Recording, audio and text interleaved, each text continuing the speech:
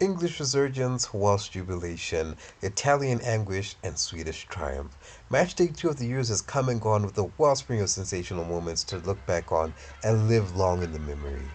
Welcome to Misma Passion, and in today's video, we will recap all of the latest action that has taken place at the 2025 UEFA Women's Euros.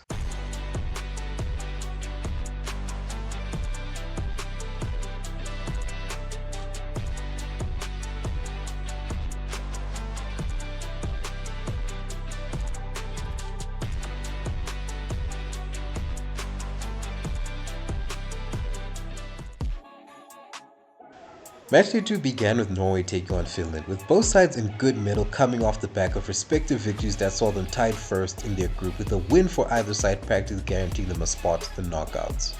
The match immediately started with a bang, and Norway got themselves an early lead thanks to an own goal from Nystrom, who tried and failed to keep out a cross from coming in, which is pretty much what happened with Norway and their opener in their opening game against Switzerland. From this point onwards, it was game on, and Finland rose to the early setback well and not allowing the opposition's pedigree get to them.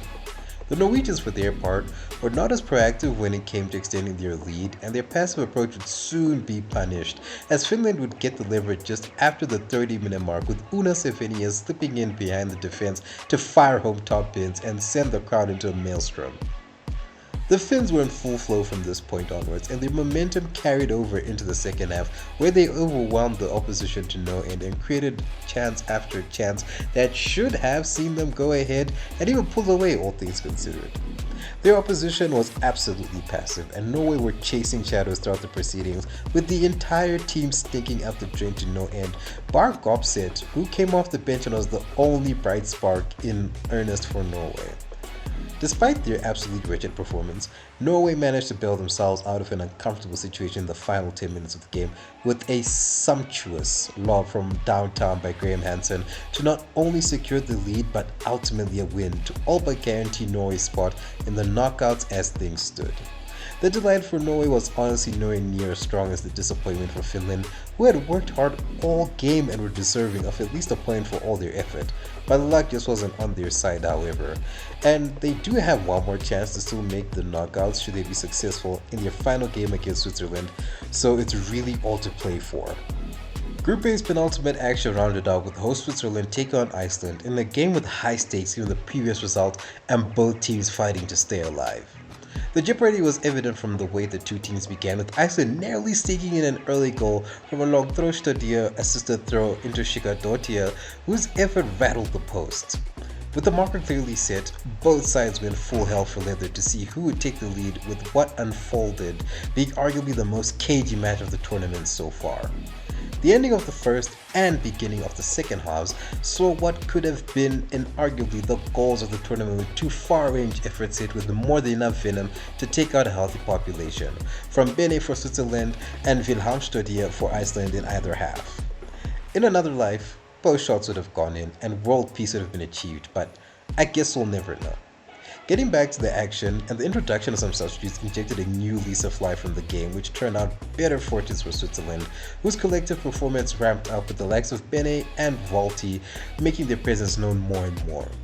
And it would be the latter who would grab the limelight, with the national captain being the instigator for the opening goal of the match scored by Reutela to put the game on a knife edge with 14 minutes to go and the Swiss hanging on to sweet victory. And with time running out, both teams were fighting hard to turn fortune in their favor, with ample chances being carved out by the both of them, but the respective goalkeepers were standing on business. In the end, it would be a heart-wrenching deflected shot from Pilgrim on the counter that would seal the result for Switzerland by giving them 2-0 and give them also their first win of the tournament, thus effectively knocking Iceland out of the tournament as a result. Group B returned to the pitch with Spain going up against stragglers Belgium, with qualification and elimination on the line for both sides respectively. Belgium had done their homework on the Spaniards, who, unlike their previous game, were decidedly less fluid against the Red Flames, who had set up defensive shop and welcomed the pressure from Spain, with the expected firm challenges flying in early on. The world champions were not to be deterred though, especially Puties, who stepped up again with another great goal to open the scoring and give her side a lead that would barely last, as just nearly 2 minutes later, Justine van Havermeer would rise the highest, which isn't saying much given how tall she is already, to hit home from a corner to bring the game level once more. Spain were struggling to control the game despite enjoying possession, and Belgium were using their physicality to keep them at bay, albeit a bit too much, as yellow cards were summarily dished out to Toilings and Tiziak for all their efforts. The defensive rigidity deployed by Belgium would soon come to bite them, as the conceding of a corner in the 39th minute would result in a powerful header from Irina Paredes to restore the lead for Spain going into the second half. Into the second 45, and Belgium were off the mark quickly, and their tenacity paid dividends not too long after the game's resumption, with a neat finish one-on-one from Erlings, who got in behind the defense, who were too late to react as Belgium drew level once more. But then again, it would be not too long before another goal was scored, this time from Spain, with Esther Gonzalez singing from the same hymn sheet from Erlings in terms of getting in behind the defense and firing home to restore the lead for Spain. It was going smoothly for the Spaniards, and soon they would finally give themselves a buffer as a scuffle for a loose ball from a corner ended up with Mariona Caldente poking the ball to the back of the net, with the Belgian defense stunned and nowhere to be found to close down the Arsenal player. As the final 25 minutes plus kicked in,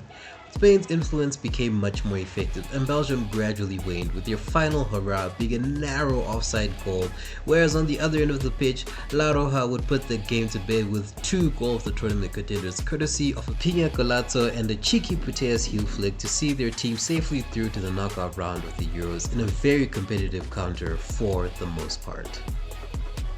Portugal and Italy were up next, with the former knowing that victory would give them safe passage into the knockouts, and the alertness shown by the Azzurri throughout the first half showed that they meant business and wanted to seal their qualification before the game had even reached halfway. Narrowly wide but on-target attempts and a bungled ball into the net by Severini that ultimately got flagged off really emphasized the Italian zeal to score, but Portugal stood firm, with Moraes especially coming in clutch between the sticks to keep her side in the game. On the other side, not much joy was being found by the returning Nazaré and the rest of her attacking cohort, but it surely wasn't due to a lack of effort. They simply weren't being given as much time on the ball as they would have needed to really threaten their opposition. Well into the second half, and the deadlock was finally broken with an exceptional Colazzo from Girelli just outside the box to give Italy the lead and one leg into the knockouts. Their lead though would seemingly be called off quickly after an impressive rally from Portugal ended with another bungled ball into the net, this time from Diana Silva, but like Severini, the former's attempt would be chalked off by a controversial VAR call in my opinion. Despite this, Portugal were buoyed by how close they were coming, and the final moments were all about them, with their persistence ultimately paying off, with Diana Gomez being in the right place at the right time for a shin to connect with a crossball from Dolores Silva to finally bring Portugal level, and as you'd expect, the crowd went wild. The jubilation will be marred by the straight red to Ana Borges for what was deemed to be a reckless challenge on Bonancia, but in terms of the overall result, the two teams would share the spoils of a brilliant game that progressively grew throughout to culminate in a very satisfying crescendo. Tuesday saw the return of Group C, beginning with Germany taking on Denmark, and once again, the Germans were pretty much fully expected to get past their opposition with relative ease, unlike the fierce uphill battle they fought against Poland in their opener. Unfortunately, Denmark were unwilling to cooperate and let Germany have things their way with this narrative, and this was accentuated by a disallowed goal for Die Mannschaft due to offside. And to add insult to injury, the Danes would be the ones to open the scoring against the run of play with a lashed effort from Vangsgaard in a tight angle to stun the favourites and their supporters momentarily. Once the shock had worn off, Germany were finally playing like a team with quality and began to take more effective control of the match, but Denmark managed to hold on to keep their lead come the halftime whistle. And with the resumption of the game, Germany continued where they left off, and soon their pressure would lead to a penalty in their favour after Dahlmann got brought down in the box, with Sjögren Nuskem being elected to take the pressure shot and, as you would expect of her, made no mistake to bring her side level. With the tide fully turning and strong winds in their sails, Germany pressed on, and it soon became evident that it would be a question of when and not if they could take the lead for the first time in the game, with the answer ultimately coming just 10 minutes after Nusken's leveler, this time with a towering header from Lea Schuler to complete the comeback for the Germans. And despite some attempted last-minute heroics from Tasman Harder, Denmark ultimately could not spoil the party, as Germany held on to guarantee their qualification into the knockout stages. This of course meant that the dream was dead for Denmark, who despite a markedly improved performance here, ultimately couldn't find the right steps to pull off an upset despite their best efforts to do so. It is unfortunate, but if it's any consolation for the Danes, they may have provided a potential solution in helping future opponents get at Germany, and shout out to Danish keeper Ostergaard, who was honestly key for her side today, who whilst conceding 2 goals, was really resilient in between the sticks and kept her side in the counter for as long as she could till the very bitter end. Sweden vs Poland was up next with the already highlighted stakes on the line. And personally, I had my eyes on Poland with the hope that they could turn out a similar performance against Germany, which I mentioned already in the previous video. That was something worth seeing and rooting for the tournament debutants. Unfortunately, that hope would soon be derailed, as it was evident early on in the game that the sheer size disparity between the Swedes and the Poles was going to be an influential factor in how the game would end, with the Swedes domineering and swiping away any pressure exerted by Poland. The latter had a rough old time of things, as they failed to keep up their pressing on their opponents, who felt unthreatened by anything that was thrown on them, as the passes were clean, the time on the ball was sufficient, and all the dangerous attacks were practically coming from the Swedish end. Oddly enough, size would play a part in the overall result, as Sweden would score not 1 nor 2 goals by headers, but all 3 of their goals were coming from the noggin, with Blackstenius, Aslani and Hurtig all putting their names on the score sheet to settle the match and their group, with Germany and Sweden being the 2 nations to progress from their group and into the knockouts ahead of their showdown with one another.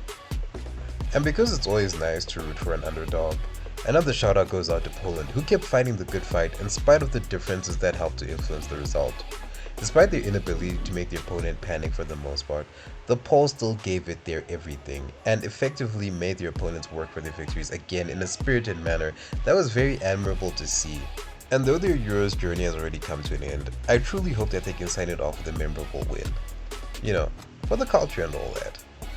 Matchday 2 concluded with the start of another blockbuster encounter between the last 2 winners of the Euros, England and Netherlands, with of course all to play for both sides. And honestly, all I can say is wow, because this game was only ever going one way after watching the first 10 minutes, as the 3 Lionesses were on demon time, as they took the game and then some to the Dutch. Whatever cobwebs and rigidity were afflicting England in their opener against France was nowhere to be found here, as the Euros holders smothered their opponents and kept the Dutch locked up in their half of the pitch for extensive periods of time. Due to this dominance, Dutch keeper Van Domsel came under extraneous pressure on numerous occasions, and in spite of her best efforts, England's salvo would eventually prove too great, with Lauren James firing top bins to open the score. And it would not end there for the first half, with England having one more in them courtesy of a direct shot from Stanway to give the 3 Lionesses a good and healthy buffer going into the second half, which honestly speaking, nothing really changed between the 2 sides, and England had seemingly scored a third with a header from Russo, but was ultimately called off due to VAR intervention.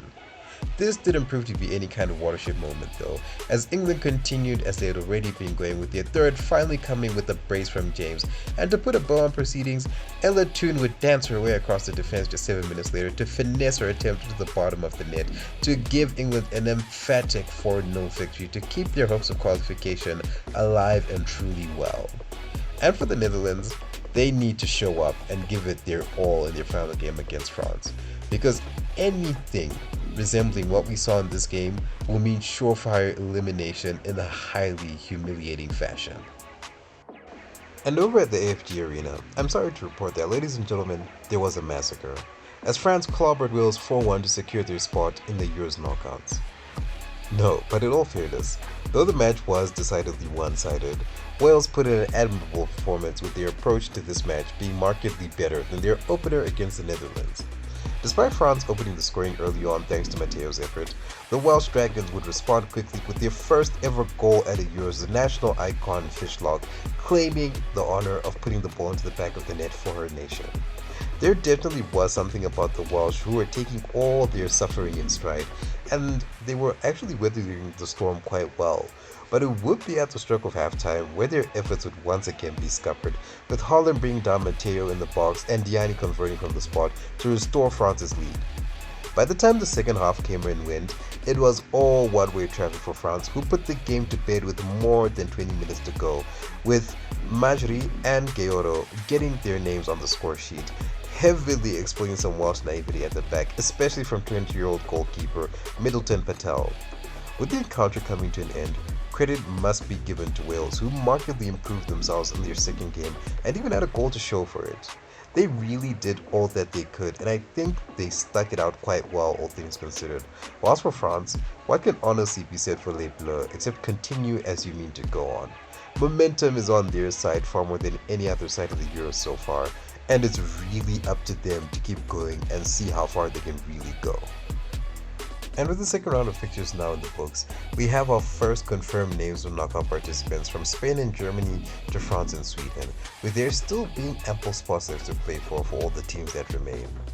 And what were your thoughts on the Matchday 2 fixtures, and who do you think is going to make it through to the knockout stages? Leave your thoughts on this and anything else in the comment section below, like, share, and subscribe if you enjoyed the video, and I'll see you in the next one.